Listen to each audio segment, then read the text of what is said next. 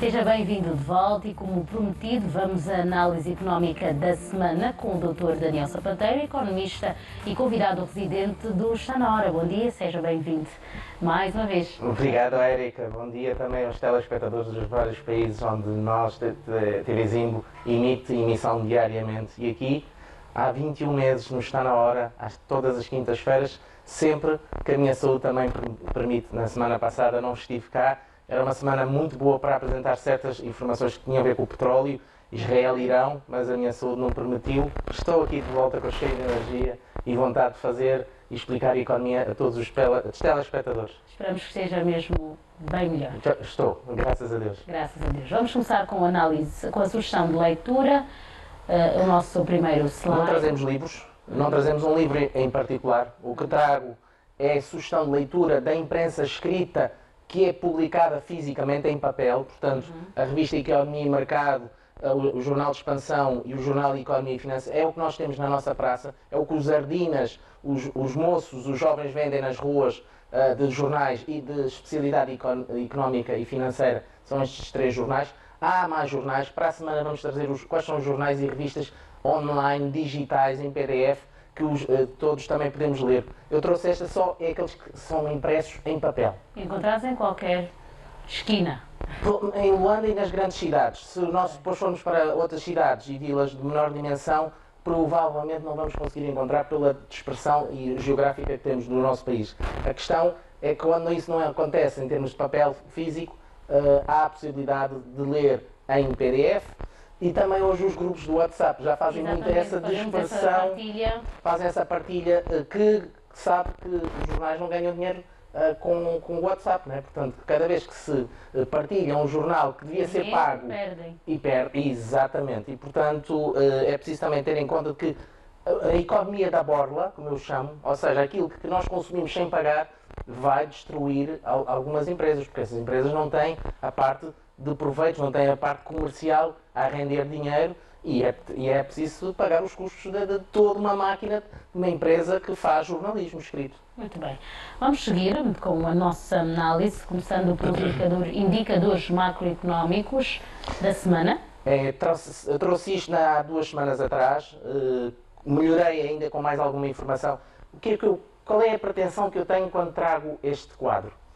É que se alguém que esteja cá, alguém que chega a Angola, alguém que esteja fora do país, esteja em Portugal, em Cabo Verde, em Moçambique, a ver a emissão do Está na Hora, possa olhar para estes indicadores e conhecer um bocadinho Angola em termos de macroeconomia. Ou seja, desde a inflação, todos os dados atualizados, desde a inflação, desde as reservas internacionais, no Banco Nacional de Angola, em milhares de milhões de dólares. Temos aqui os câmbios ao dia de ontem, portanto, no Banco Nacional de Angola e na média comercial dos bancos comerciais, dólar, kwanza, euro, kwanza, o desemprego no primeiro trimestre, não temos dados mais atualizados, a informalidade, a evolução do produto interno bruto do primeiro trimestre de 2025 versus 2024, temos a taxa de juro que está no Banco Nacional de Angola, temos o preço de petróleo ao dia de ontem e a média de um ano, temos a Bolsa de Valores, ou seja, os preços por ação de ontem, na Bodiva, a média de 2025 e a evolução ou a valorização desde o início do ano de cada uma das 4 empresas cotadas na Bolsa de Valores. E depois temos também a avaliação, o rating que as 3 grandes empresas de notação financeira do mundo dão à República de Angola, que elas, numa lógica diferenciada, mas que todas concorrem para o mesmo,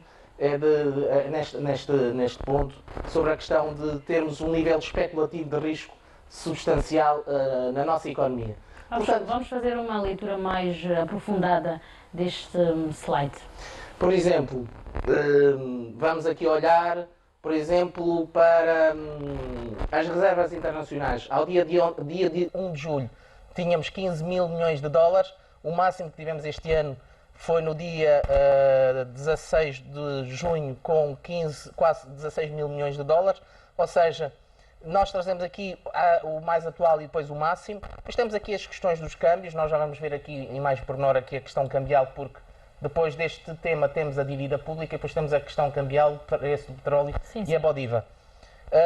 Nós podemos perceber aqui, por exemplo, as diferenças entre o Banco Nacional de Angola e a banca comercial. Por exemplo, se alguém precisar de comprar dólares hoje na banca comercial, na média poderá comprar um dólar a 942 kwanzas, um euro já passou os 1100, portanto, e isto, no fundo, transmite o quê? Num slide, os principais indicadores do país. Okay. Seja para empresas, seja para investidores, seja para académicos, também poderem ter num quadro síntese estes principais indicadores. Então vamos olhar para a dívida pública sobre o produto interno bruto. O Jacinto Malungo está em Sevilha a acompanhar a cimeira que tem a ver com o desenvolvimento e o financiamento e as dívidas públicas. E ontem o diretor-geral do Departamento de Gestão da Dívida Pública, afeta o Ministério das Finanças, veio dizer que, por via daquilo que estamos a contrair de dívidas e de reembolsar os credores, a nossa dívida está estabelecida neste momento em 58 mil milhões de dólares. E que isto é uma boa notícia, tendo em conta que não só o nosso PIB, e esta é uma estimativa minha, de 98,3 mil milhões de dólares em 2024, porque crescemos 4,14% em 2024, quer dizer então que se dividirmos os 58 mil milhões por 98,3 mil milhões, dá 59% da dívida sobre o produto interno bruto. E os 60% é um limite máximo indicativo, inclusive na lei da sustentabilidade das finanças públicas, como por exemplo também na União Monetária que gera o euro, as dívidas públicas não deviam ser superiores a 60%. E nós estamos com 59%, ou seja, estamos abaixo desse limiar dos 60% da dívida sobre o produto interno bruto. É uma excelente notícia que, obviamente, vamos aqui acompanhar no Está na Hora e também em outros programas do Direto ao Ponto do Jacinto Malungo. E nesse sentido, aqui também trazemos boas notícias e que ainda consigamos melhorar este rácio de abaixar dos 59 portanto, para baixo. Então vamos seguir para o mercado cambial. Vamos para o mercado cambial. Como é que estamos? Nós estamos aqui, são dois quadros, sempre Banco Nacional de Angola e Banca Comercial. Nós podemos ver aqui, portanto, dólar, euro, como é que começamos o ano? Começamos o ano com 912, ontem 911, 955, já vem há muitas semanas esta parte. Portanto, no caso do Kwanza face ao dólar, o Kwanza se valorizou face ao dólar, por isso é que está a verde, e sentido negativo, quer dizer que subiu. No caso do euro, o caso muda de figura. Ou seja, estes 13,93 e estes 14,21, tanto no Banco Nacional de Angola como na Banca Comercial, respectivamente, quer dizer que o Kwanza perdeu quase 14%, ou acima de 14% na Banca Comercial. Ou seja, quando vamos comprar euros na Banca Comercial, e é aqui que nos diz respeito, enquanto nós consumidores de produtos financeiros, que nós temos que dar mais kwanzas para comprar a mesma quantidade de euros. E isto reflete-se aonde? Nos cartões de crédito, nos envios de remessas, nos pagamentos de faturas, de mercadorias e serviços em euros. E isso, obviamente, depois reflete-se aonde? Na inflação. Porque quando mais nós temos que pagar, mais depois os preços ficam mais caros. Exatamente. Adicionalmente, esta semana trago isto porquê? Porque hoje é dia 3 de julho. É o terceiro dia depois do fim do primeiro semestre e do segundo trimestre do ano. Exato. Então era importante, no meu entendimento, dizer assim aos telespectadores qual é a média do dólar e do euro face ao Kwanza. Então podemos dizer que, vamos aqui para a Banca Comercial, é aquela que nós temos acesso, nós podemos a média do dólar face ao Kwanza é de 941,338 e face ao euro 1072,216. As pessoas, bom, é a média, porquê? Porque à data de ontem o euro estava a ser vendido a 1.131, mas a média é de 1.072. Porquê? Porque nós começamos o ano com 990. E, portanto, isto é a lógica da média. Exato. Nós temos aqui também a estimativa, a meta do governo para o dólar, de 1.035,850, que já é 18, quase 19% acima da média de 2024, do câmbio do dólar. A minha estimativa que eu fiz aqui em outubro do ano passado não é tão alta, ou seja, uma desvalorização tão alta do Kwanza face ao dólar, estabelecido 985. Nós estamos com 911. Isto quer dizer o quê? Que me parece bastante difícil, e ainda bem, que possamos atingir os 1.035, que é a meta do Governo. O Governo prevê desvalorizar mais a moeda. Eu penso que nós não vamos lá chegar, pelo menos pelo caminho que estamos a percorrer. Isso é muito positivo. Portanto, eu tenho as minhas estimativas para o dólar e para o Kwanza no Banco Nacional de Angola, como também na Banca Comercial, que são abaixo daquela que o Governo estabelece. Muito bem, vamos olhar também para o preço do petróleo. Era naquela semana em que o petróleo subiu para os 76, 77 dólares, e tinha um quadro muito giro. Portanto, mas como já passou essa semana, quer dizer, já voltou outra vez o preço aos 66, 67 dólares. Portanto, temos a média de 2024 do petróleo de 79 dólares 692 e depois temos por trimestre, porque já são muitos meses, se trouxesse janeiro, fevereiro, março, depois abril, maio, junho, eram muitas colunas. Portanto, eu fiz aqui uma síntese de primeiro trimestre, segundo trimestre. E podemos perceber, de 79 passamos para 74, no segundo trimestre passamos para 66 dólares. Nestes primeiros 2 dias de julho, porque foi 1 e 2 de julho, hoje ainda é dia 3, o mercado está a abrir agora em Londres, às 8 horas da manhã, a 67 dólares. A média do ano, ou seja, dos primeiros 6 meses mais 2 dias de julho, dá 70 dólares. Ou seja, estamos com 0,51% acima daquilo que o Governo estabeleceu de preço médio do petróleo bruto, de 70 dólares. Trouxe estas informações, portanto, segunda-feira, 30 de junho, 1 de julho e ontem, estamos nos 67 dólares, ou seja, quando nós, na semana passada, entre Israel e Irão, houve aquele conflito e ataques mútuos, o petróleo subiu, havia o medo do Irão, a República Islâmica do Irão, fechar o Estreito de Hormuz e, com isso, 20% do petróleo mundial que circula naquele estreito poder ficar bloqueado, havia a especulação, o medo, a ansiedade do petróleo subir para os 80, 90, 100 dólares. O que não atingiu, voltamos outra vez para o estádio de 67 dólares, que não é bom, porque manter-se assim a mais nestes meses, vamos baixar dos 70 dólares, onde nós ainda estamos, acima dos 70 dólares, e obviamente isso põe em causa as contas públicas. Ok, é um bom momento para olharmos para as empresas que estão cotadas na Bolsa de Valores.